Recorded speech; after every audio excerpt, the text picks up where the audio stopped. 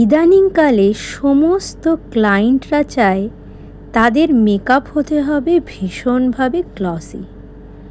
তাই ক্লায়েন্টদের ডিম্যান্ড অনুযায়ী মেকআপ তো করছো, কিন্তু গ্লসি কি হচ্ছে জানো?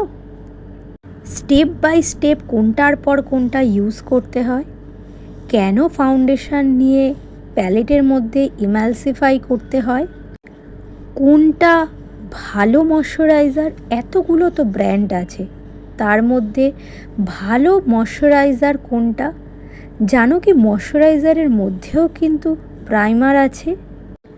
কোন স্কিন টোনের ওপর অরেঞ্জ কারেক্টার ইউজ করতে হয়, কোন স্কিন টোনের ওপর শুধু ফেস নিউট্রালাইজ করেই ছেড়ে দিতে হয়, ফাউন্ডেশন অ্যাপ্লিকেশন ব্রাশ দিয়ে ভালো হয় না বিউটি ব্লেন্ডার দিয়ে। জানো কি, ফাউন্ডেশনের মতো কনসিলারও কিন্তু প্যালেটে নিয়ে ইমালসিফাই করতে হয়।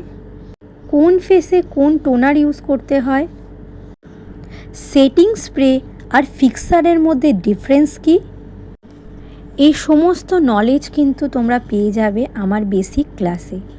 তাই দেরি না করে ঝটপট সিটটা বুকিং করে নাও জুলাই মাসের 4 তারিখ থেকে, যেখানে কিন্তু পেয়ে যাবে সমস্ত নলেজ।